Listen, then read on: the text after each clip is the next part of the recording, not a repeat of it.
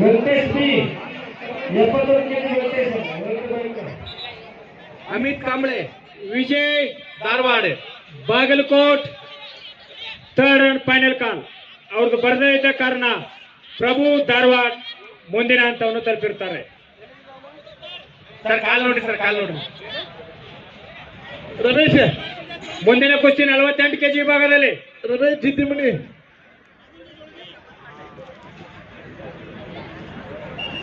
ವೀರೇಶ್ ಹಾವೇರಿ ಯಾರದಪ್ಪ ಕೈ ಎತ್ತ ಶಿದಾನಂದ್ ವೀರೇಶ್ ಹಾವೇರಿ ಕೆಂಪಟ್ಟಿಯಲ್ಲಿ 48 ಕೆಜಿ ವಿಭಾಗದಲ್ಲಿ 44 ಕೆಜಿ ಕುಸ್ತಿಪಟುಗಳು ಎಲ್ಲರೂ ಹೊರಗಡೆ ಹೋಗಿ 48 ಕೆಜಿ ವಿಭಾಗದ ಕುಸ್ತಿಪಟುಗಳು ಮಾತ್ರ ಬರಬೇಕಿಲ್ಲ. ಅಮಿತ್ ಕಾಂಬ್ಳೆ 48 ಕೆಜಿ ಯುನೂಸ್ ಅಂಕ್ಲಿ ಬೆಳಗಾಂ ನೀಲಿ ಪಟ್ಟಿಯಲ್ಲಿ, ಅದೇ ರೀತಿ ನವೀನ್ ಗೌಡ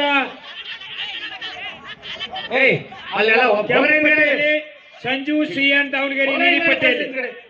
ಬೇಗನೆ ಬರಬೇಕು. ಏನು ಹೆಸರು ನಿಂದು? ಚಿದಾನಂದ್ ಬೆಳಗಾಂ 48 ಕೆಜಿ ವಿಭಾಗದ ಕುಸ್ತಿಪಟುಗಳೆಲ್ಲ ಒಳಗಡೆ ಬರಬೇಕಿಲ್ಲ.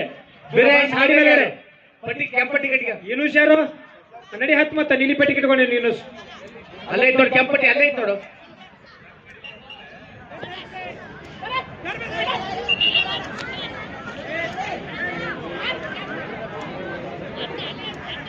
ಈ ಒಂದು ಕುಸ್ತಿಯಲ್ಲಿ ನೀಲಿ ಪಟ್ಟಿ ಕಟ್ಟಿರ್ತಕ್ಕಂಥ ಈ ಕುಸ್ತಿ ಆದ ನಂತರ ಇವರು ವಿಜಯ ಶೈಲಿಯಾಗಿ ಮುಂದಿನ ಹಂತ ತಲುಪಿರುತ್ತಾರೆ.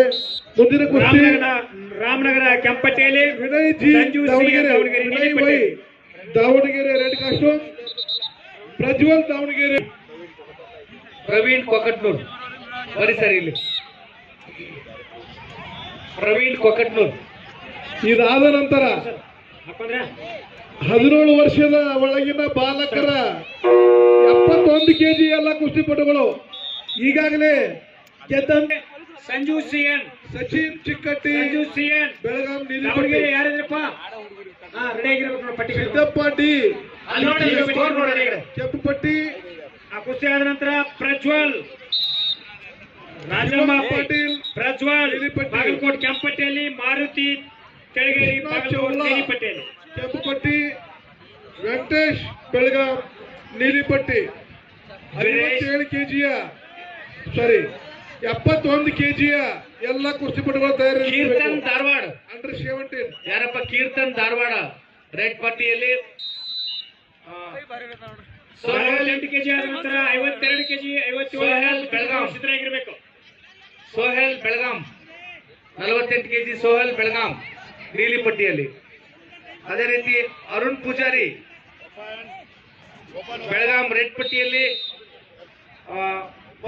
ಪ್ರಶಾಂತ್ ಹಳಿಯಾಳ ನೀಲಿ ಪಟ್ಟಿಯಲ್ಲಿ, ದರ್ಶನ್ ಉತ್ತರ ಕನ್ನಡ ಕೆಂಪು ಪಟ್ಟಿಯಲ್ಲಿ, ಶ್ರೇಯೇಶ್ ಬೆಳಗಾಂ ನೀಲಿ ಪಟ್ಟಿಯಲ್ಲಿ 48 ಕೆಜಿನಲ್ಲಿ.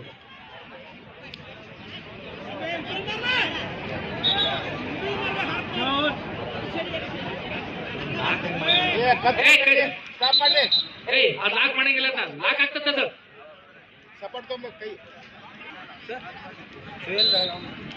ಕರೀತ ಹೋಗಲ್ಲ. ಏನ್ ಹೆಸರು? ಈ ಕುಸ್ತಿ ಮುಗಿದ ನಂತರ 71 ಕೆಜಿಯ ಕುಸ್ತಿಗಳನ್ನು ಆಡಿಸಲಾಗುವುದು. ಈಗಾಗಲೇ ಕರೆದಂತ ಎಲ್ಲ ಕುಸ್ತಿಪಟುಗಳು ತಯಾರಿಯಲ್ಲಿರಬೇಕು. 71 ಕೆಜಿ 17 ವರ್ಷದ ಒಳಗಿನ ಎಲ್ಲ ಬಾಲಕರು ಆ 71 ಕೆಜಿಯ ಪ್ರಥಮ ಸುತ್ತಿನಲ್ಲಿ ಗೆದ್ದಂತ ಕುಸ್ತಿಪಟುಗಳು ತಯಾರಿಯಲ್ಲಿರಬೇಕು.